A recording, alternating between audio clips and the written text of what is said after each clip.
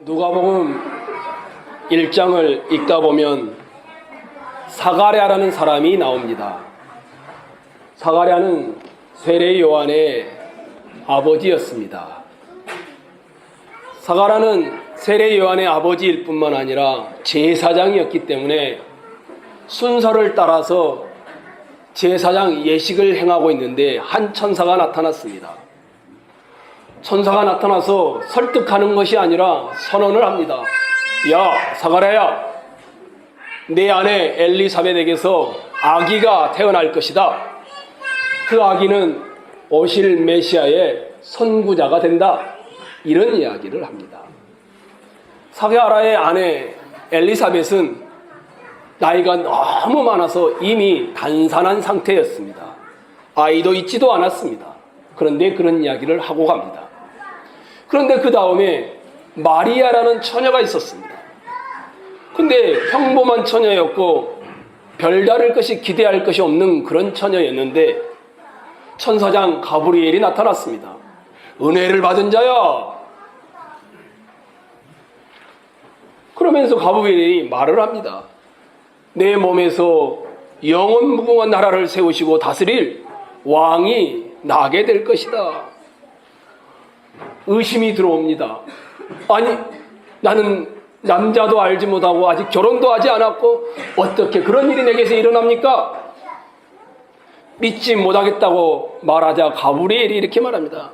성령께서 내게 임하시고 지극히 높으신 이의 능력이 너를 덮으리니 태어날 아이는 거룩한 자 하나님의 아들이라 일컬어질 것이다.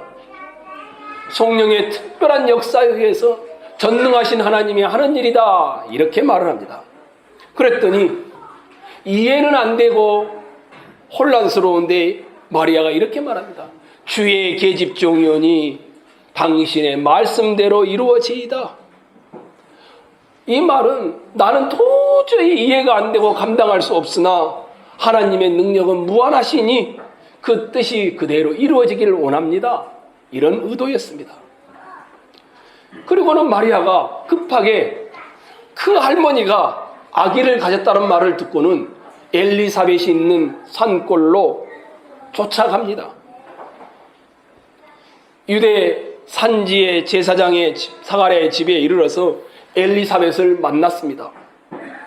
아니 그런데 엘리사벳이 마리아가 인사하는 말을 듣는 순간에 엘리사벳 안에 있는 뱃속에 아이가 뛰놀기 시작합니다. 그래서 이 엘리사벳 입에서 말이 나옵니다. 당신은 여인 중에 복받은 자다. 당신의 뱃속에 있는 태의 열매도 복받은 자다. 엘리사벳은 또 말을 합니다. 내 주의 모친이 내게로 오심이 어찌 된 일인가? 인사소리가 내 귀에 들렸을 때 복중에 아이가 뛰논다라고 말을 합니다. 엘리사벳은 마리아가 한마디 말도 안 하지 않았는데 마리아의 뱃속에 있는 아이와 자기와의 관계를 내 주라고 합니다. 내 주의 모친이 내게로 오심이 어찌 된 일인가? 이렇게 표현합니다. 마리아에게 태어나실 아기가 엘리사벳 자신의 주라고 고백하는 것이었습니다. 이런 이야기를 듣더니 마리아가 오늘 여러분과 제가 읽었던 46절로 56절에 성령의 감동으로 노래하기 시작하는 것입니다. 이 노래는 보통 라틴어로는 마그니피카트라고 합니다. 동양과 서양에 있는 교회들이 항상 이 노래를 즐겨 불러왔습니다. 이 말의 시작은 46절에 있습니다. 마리아가 가로되 내 영혼이 주를 찬양하며 이렇게 되어 있죠. 여기 찬양하며라는 단어가 사실은 찬양하며라는 단어가 아닙니다. 이렇게 돼야 정확하게 문자적으로 번역이 됩니다. 내 영혼이 주를 크게 하며, 크게 한다라는 말을 찬양한다라는 말로 영어를 쓰는 사람들과 한국말을 쓰는 사람들이 그렇게 번역을 해놓은 것입니다. 영어로는 원래는 magnify 해서 내 영혼이 주를 크게 하며 이런 의미입니다. 오늘 마리아가 노래를 하고 있습니다. 내 영혼이 주를 크게 하며 내 마음이 하나님 내 구주를 기뻐합니다. 이런 노래는 마리아만 부른 노래가 아닙니다. 항상 이런 식으로 불러왔습니다. 내 영혼이 주를 크게 하며 내 마음이 내 구주 하나님을 기뻐한다는 말은 유대인 전통적인 악단의 모습인 것입니다. 하나님을 크게 한다는 말은 다른 말로 하나님을 기뻐한다는 말과 동일한 겁니다. 내 영혼이란 말과 내 마음이란 말도 동일한데 다르게 표현하고 있는 것입니다. 인간의 뼈 조각을 말하는 것이 아니라 인간의 내부를 들어서 표현하고 있습니다. 인간의 외면을 말하는 것이 아니라 인간의 내면입니다. 내 영혼이 내 속에 있는 것들이 하나님을 크게 하고 하나님 내 구주를 기뻐한다, 이런 의미입니다. 그러니까 마리아는 지금 자기 속으로부터 영혼으로부터 온 마음으로 하나님을 크게 하고 기뻐한다라고 노래하고 있는 것입니다. 이 껍데기 육신이 아니라 이 입술이 아니라 속으로 영혼으로 하나님을 상대하고 있는 것입니다. 눈에 보이는 것이 아니라 눈에 보이지 않는 영혼으로 하나님을 상대합니다. 마리아가 하나님을 크게 하고 노래하고 기뻐하는 방식은 외적인 것이 아닙니다. 마치 마리아가 그 혼으로 영으로 하나님을 크게 하며 기뻐하듯이 내부적에서부터 그 영혼의 깊은 곳에서부터 하나님을 상대한다라면 오늘날의 기독교는, 어쩌면 한국 기독교는 굉장히 강한 모습을 띠게 되었을 것입니다. 교회가, 성도가 약해지는 이유는 한 가지입니다. 너무 외적인 모습을 띄었기 때문입니다. 영혼으로부터, 내면으로부터, 내부로부터 하나님을 크게 하고 하나님을 상대하는 일이 줄어들었고, 물질적이고 경영적이고 사업적이고 이런 모습으로 하나님을 대하고 하나님을 마주하다 보니 갈수록 기독교가 힘을 잃어버리고 있습니다. 아마 크게는 할 수 있겠죠. 경영을 하니까, 물질적이니까 부자는 될 수 있겠죠. 사업적이니까 프로그램은 잘 돌아갈 수 있겠죠.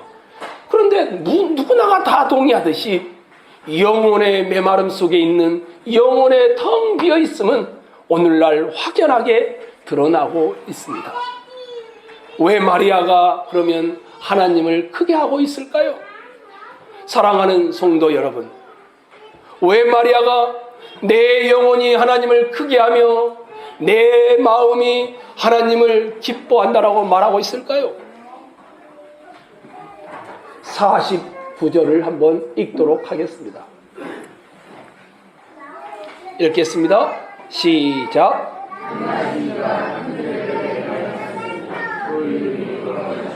네, 능하신 이가 큰 일을 누구에게요? 내게, 마리아에게 행하셨으니, 이런 의미입니다. 전능하신 하나님이 큰 일을 마리아에게 행하였으니 나도 그 하나님을 크게 하겠다, 이런 의도로 노래를 하고 있는 것입니다. 마리아는 하나님을 크게 한다라고 말합니다. 그 이유가 하나님이 자기에게 큰 일을 행하셨기 때문이라고 말합니다. 내 영혼이 하나님을 크게 합니다. 내 영혼이 내 구주 하나님을 기뻐합니다. 그 이유는 비천한 이 여인을 하나님이 크게 해 주셨기 때문이라는 것입니다. 그러면 하나님께서 마리아에게 큰 일을 행하신 건 뭘까요? 부자가 되겠습니까? 멋있는 권력가를 만나겠습니까? 유명한 사람이 되겠습니까? 성공하게 만들었습니까? 마리아는 이 이후에도 여전히 가난한 사람으로, 여전히 목수의 아내로, 자녀들을 둔 한 여인으로 그저 살아갈 뿐이었고 그렇게 인생을 마쳤습니다. 마리아가 하나님을 크게 하는 이유는 하나님이 마리아를 크게 하셨기 때문인데 어떤 일을 행하셨는가? 우리는 알고 있습니다. 성령이 임하심으로, 하나님의 큰 능력이 덮음으로 하나님의 아들을 자기 몸으로 가지고 낳게 되었다라는 것입니다. 이것이 바로 지금 하나님께서 마리아에게 행하신 큰 일이다라고 표현하고 있습니다. 하나님께서 나를 크게 하셨기 때문에 이제부터 모든 만세가 나라는 여인을, 이 비천한 여인을 복이 있다, 일컬을 것이다 라고 말합니다. 하나님께서 마리아를 크게 하셨기 때문에 이제부터 사람들이 마리아를 축복받은 여인이다라고 말하게 한다라는 것입니다. 아, 마리아가 갑자기 부자가 되었거나 갑자기 유명해졌거나 갑자기 권력가가 되었거나 갑자기 여왕이 되거나 이런 것을 축복이라 말하지 않습니다. 마리아는 왜 하나님을 크게 하고 있는 것일까요? 왜 마리아는 하나님을 크게 찬송합니까? 하나님이 자기를 크게 했다라는 것입니다. 어떻게 크게 했습니까? 성령의 능력으로 자기 속에 구주를 잉태케 했다라는 내용이었습니다. 또 하나가 있습니다. 48절을 한번 봐보십시오. 읽겠습니다. 48절 시작.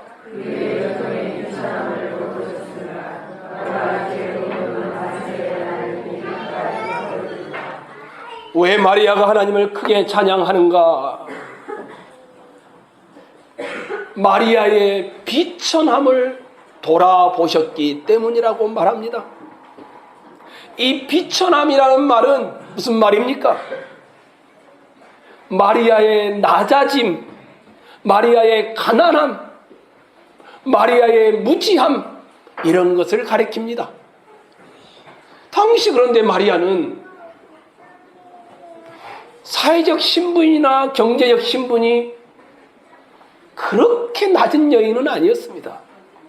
노예가 아니라는 말입니다. 노예였다라는 근거를 찾아볼 길이 없습니다. 그래서 마리아가 자기를 비천하다 이렇게 표현할 때는 돈이 없다든지 노예였다든지 아니면 버림받은 자였다든지 이런 의미가 아닙니다. 이것을 넘어서는 표현입니다. 마리아가 자신을 비천하다라고 표현할 때는 마리아가 생각하는 비천함, 낮은 상태는 사회적, 경제적 신분을 넘어선 더 근본적인 것이었습니다.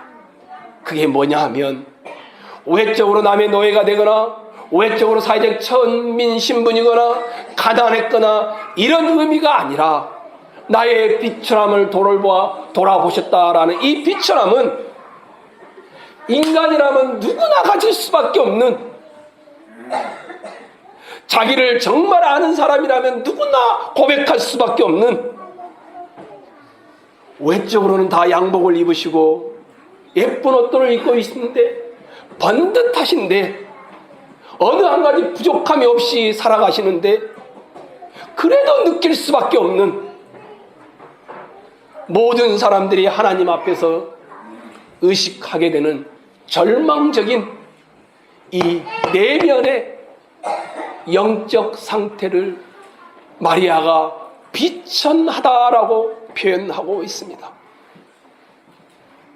마리아는 지금 자기 몸을 통해 오실 어린 아기를 통해 영적으로 비천한 자기를, 절망적인 자기를, 죄로 가득 찬 자기를 구원하시는 하나님의 은혜를 본 것입니다.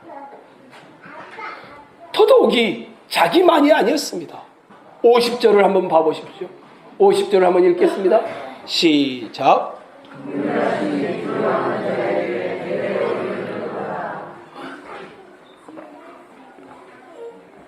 마리아만이 아니라 마리아를 넘어서서 대대로 자기처럼 영적으로 배고프고 영적으로 가난하고 영적으로 어리석고 무지함을 느끼는 자들에게 대대로 이 복이 있을 것이다 라고 노래하고 있습니다. 마리아는 자기 자신의 몸을 통해 태어나실 어린아기를 보면서 비천한 자를 높이시는 하나님의 은혜를 찬양하며 나는 하나님을 크게 할 수밖에 없다, 이렇게 말하고 있는 것입니다. 자기만이 아니라 자기처럼 똑같이 비천함을 느끼는 여기에 앉아있는 여러분과 저를 향하여서도 여러분에게도 똑같은 비천한 자를 높이신 그 하나님의 은혜를 받기를 원한다라고 노래하고 있는 것입니다. 하나님께서 행하신 인자와 긍휼의 은혜로서 하나님을 경외하는 자, 그에게 소망을 두는 자는 누구든지 어떤 짓을 했든지 모든 세대들에게, 모든 사람들에게 미칠 하나님의 긍휼인 것입니다. 마리아는 하나님 앞에서 낮은 자, 비천한 자였습니다. 마리아는 하나님 앞에서 겸손한 자였습니다. 마리아는 하나님 앞에서 연약하고 가난한 한 여인에 불과했습니다. 마리아는 그런데 작은 마리아를 크게 하시는 하나님, 비천한 마리아를 높이시는 하나님, 낮은 마리아를 높이시는 하나님, 가난한 마리아를 부욕케 하시는 이 하나님을 찬양하고 있습니다. 누구를 통해서요? 자기 속에 있는 어린 아기를 통해서라고 표현하고 있습니다. 마리아가 하나님을 크게 하는 것은 하나님께서 아기 예수의 탄생을 통해 마리아를 크게 만드는 은혜를 주시기 때문입니다. 성도 여러분, 하나님께서 예수 그리스도를 통하여 자기를 크게 하신다는 것을 믿는 자들이 그리스도인들입니다. 겉모양은 번듯하지만, 겉모양은 신사숙녀이지만 우리의 속에는 내세울 것이 하나도 없는 비천한 자기를 인정하는 자들을 하나님이 높이신다는 것을 믿는 자들이 그리스도인들인 것입니다. 그러기에 그리스도인들은 자기를 높이신 그 하나님을 마리아처럼 똑같이 하나님을 크게 하노라, 내 구주 하나님을 나는 기뻐하노라 노래하며 고백하는 것입니다. 그런데 오늘날의 교회와 성도들은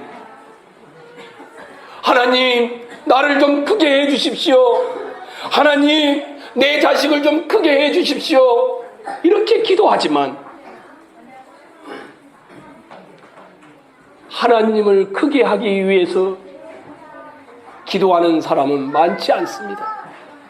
하나님께서 낮은 마리아를, 비천한 마리아를 돌아보셔서 높이시고 작은 마리아를 크게 하시는 이와 같은 하나님의 일은 마리아에게 뿐만 아니라 여러분과 저에게 일어나는 일입니다.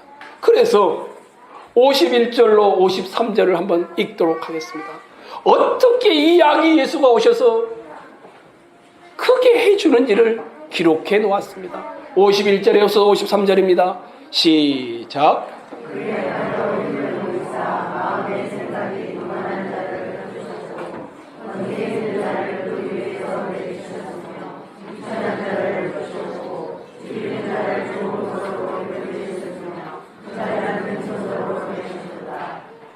아기 예수가 오셔서 어떻게 자기를 크게 하는지, 어떻게 나와 똑같은 비천한 자를 높이는지를 설명해 놓았습니다. 뭐라고 합니까? 마음의 생각이 교만한 자들을, 권세 있는 자들, 부자들을 흩으시고 내리치시고 빈손으로 보내시는 하나님이라고 말하고 있습니다. 비천한 자와 줄인 자를 높이시고 배부르시는 하나님을 마리아는 크게 기뻐하며 노래하고 있습니다. 그러니까 마리아는 하나님을 크게 찬양하는 이유가 자기 몸으로 어린 아기로 오신 예수라는 이 복음 때문에 자기가 높아진 것을 확인하고는 찬양하고 있는 것입니다. 저는 가난한 마리아를 부욕해 하는 이 복음, 비천한 마리아를 높이는 이 복음에 가장 잘 드러난 예가 거지 부자와 거지 나사로의 비유라고 생각합니다. 부자는 이 땅에 사는 동안 정말 없는 것이 없이 잘 살았습니다. 근데 부자를 어떻게 보냅니까? 빈손으로 지옥에서 고통받는 모습으로 그 결과물을 만들어냅니다. 부자는 죽은 후에 물 한 방울도 소유하지 못하고요, 지옥에 떨어지고 맙니다. 손가락 끝에 물 한 방울을 묻혀서 혀를 서늘하게 해달라고 강구하지만 그조차도 허락이 되지 않습니다. 그런데 거지처럼 살았던 나사로는 어떻게 됩니까?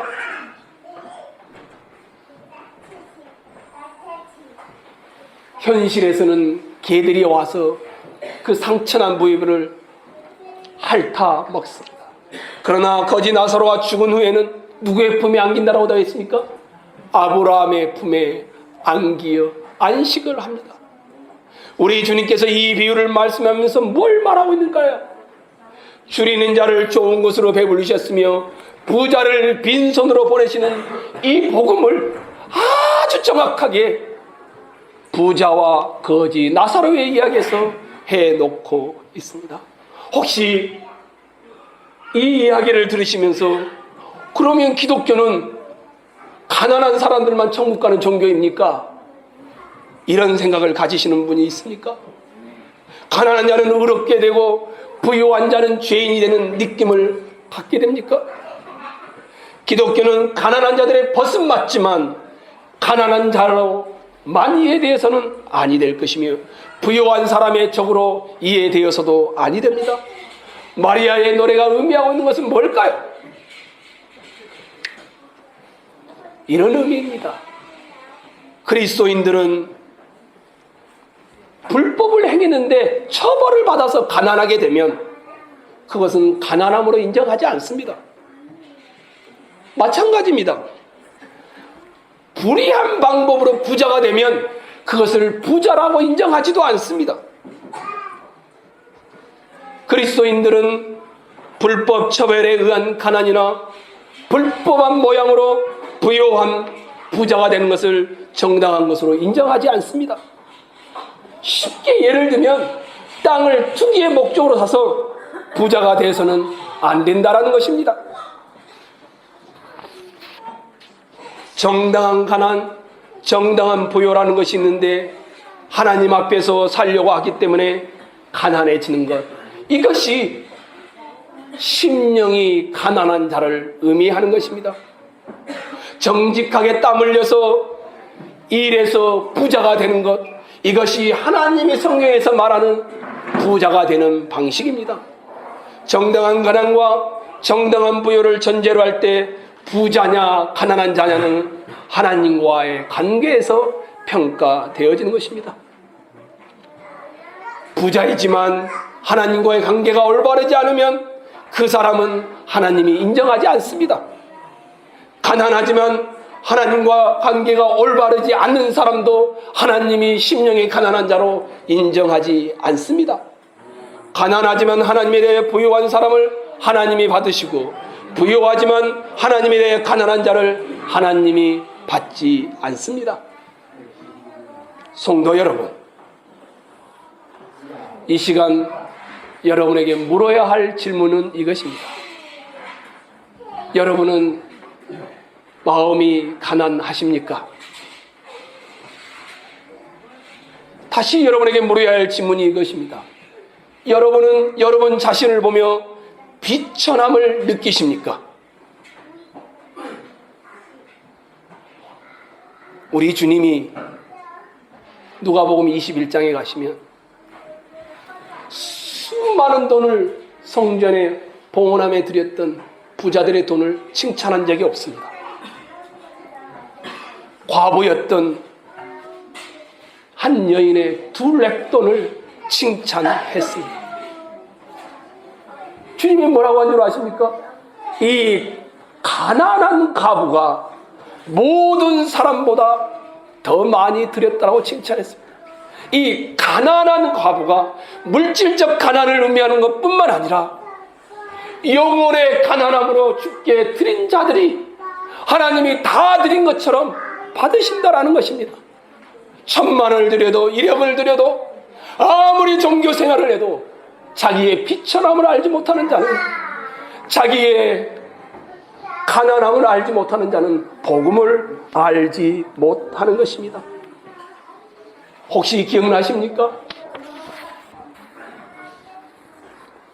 한 부자가 얼마나 수확이 많았는지 지을 창고가 부족해서 또 창고를 짓고 곡식을 추수하여 가두어 놓습니다. 근데 이 부자는 그 다음날 밤에 죽습니다. 주님이 뭐라고 한 줄 아십니까? 자기를 위하여 재물을 쌓아두고 하나님께 대하여 부여하지 못한 자가, 하나님께 대하여 가난한 자가 이와 같으니라, 이렇게 말했습니다. 여기서도 똑같습니다. 부자냐 가난하냐 물질적인 것을 말하지 않습니다. 이 심령이 주님 없이는 살 수 없다, 이렇게 고백하지 않는 모든 사람들은 교만한 사람들인 것입니다. 그들은 자기가 부유하다고 생각하지만 어느 순간 하나님이 거두어 가신다라는 것입니다. 지금 마리아가 내 영혼이 주를 크게 합니다. 내 마음이 내 하나님 내 구주를 기뻐합니다. 왜냐하면 하나님이 나를 크게 하셨기 때문입니다. 아기 예수를 통하여 마음이 교만한 자를 내치셨으며 권세 있는 자를 물리치셨으며 부자들을 빈손으로 보내시고 비천한 자를 높이시고 줄인 자들을 배불리신 그 아기 예수를 보면서 마리아가 노래하고 있습니다. 우리 주 예수 그리스도의 은혜를 너희가 알거니와 부요하신 이로써 너희를 위하여 가난하게 되심은 그의 가난함으로 말미암아 너희를 부요하게 하려 하심이라. 성도 여러분, 심령이 가난한 자가 되십시오. 성도 여러분, 심령이 비천한 자임을 고백하십시오. 겉은 번드릇한데 속은 썩어 문드러져 있는 죄밖에 없음을 고백하십시오. 이것이 복음입니다. 이것이 아기 예수의 오심입니다. 그런 자들은 하나님이 자기를 크게 했다라는 것을 보며 마리아처럼 노래하게 될 것입니다. 작은 자를, 낮은 자를, 어린아이 같은 자를, 비천한 자를, 아기 예수를 높이시는 하나님을 체험하는 이 12월 마지막 주가 되기를 축원합니다. 하나님이 여러분을 크게 하시기를 축원합니다. 하나님이 여러분을 부요하게 하시기를 축원합니다. 하나님을 존귀하게 함으로 하나님이 여러분을 존귀하게 하기를 원합니다. 그 출발은 나의 비천한 고백에서 시작되어지며 아기 예수로 오신 그 아기를 복음으로 받는 데서 출발합니다. 그래서 여러분 마지막 결론이 이겁니다. 주 예수 그리스도를 믿으십시오. 어린 아기 예수를 구주로 믿으십시오. 갈보리 언덕의 그리스도의 십자가를, 부활을, 다시 영광스러운 오실 그분을 믿으십시오. 이것이 이 성탄절에 나와 예배하는 여러분, 제가 해야 할 첫 번째 일입니다. 복음 앞에 항복하십시오. 복음 앞에 영혼의 무릎을 꿇으십시오. 복음 앞에 엎드려 나는 죄인이로소이다 고백하십시오. 그때에 주께서 여러분을 높이실 것이며 여러분을 존귀케 하실 것이며 여러분을 크게 하실 줄로 믿습니다.